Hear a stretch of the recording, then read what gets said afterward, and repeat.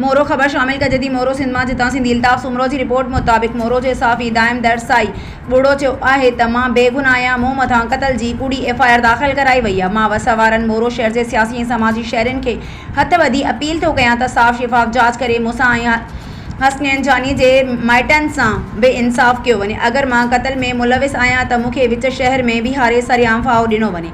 मां social media के दोस्तनि खे हथ ॿधी अपील कयां थो त ख़ुदारा सोचे सम्झे कंहिं ते क़त्ल जो इल्ज़ाम ॾियो। तव्हां खून जहिड़ी ॻाल्हि आहे। दाइम दरसाई बुढ़ो वधीक चयो त मां ज़िले सेशन जज नौशर अफरोज़ IG सिंध पुलिस ऐं कानून के वज़ीर मोहतरम ज़ियाउल हसन लंचार के अपील कयां थो त साफ़ शिफ़ाफ़ जांच कराई वञे। पुलिस जामू के घर ते रात के अंधेरे में लेडीज़ पुलिस के बिना चढ़ाई करे चादर ऐं चौदीवारी जो तक़दुस पामाल कियो वियो आहे। मुंहिंजी अमड़ गुज़ारे वई आहे ऐं मुंहिंजे चाचे गुज़ारे वई आहे। असांजे घरनि में तॾा विछाया पिया आहिनि। एॾो ज़ुल्म असां सां न कयो। मोरो जा शहरी सियासी समाजी दुनियूं थोड़ी जांच कयो। अगर मां ॾोही आहियां त मूंखे सज़ा ॾिनी वञे। मुंहिंजो नालो दाइम दरसाई आहे।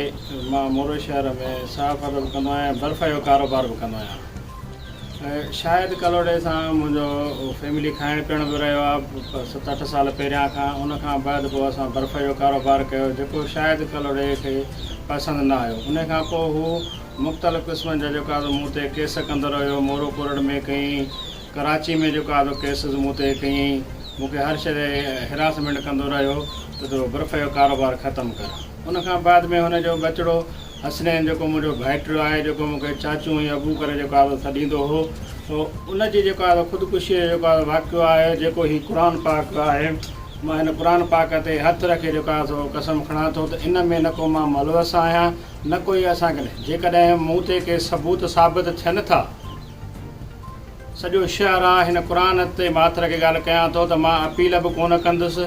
मूंखे सॼो शहर बिरादर आहे, सियासी समाजी माण्हू आहिनि, जेके बि मूंखे जेकी बि सज़ा ॾींदा मूंखे क़बूल आहे। बाक़ी मूंखे प्रेशराइज़ करे मूं ते खून जी जेका सो FIR कराए मुंहिंजा बच्चा असांखे दर बदर कयो। असांखे बि हुनजे मासूम जवानी जो जेको आहे सो अफ़सोस आहे।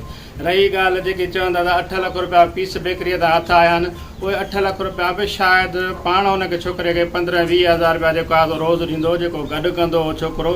शायदि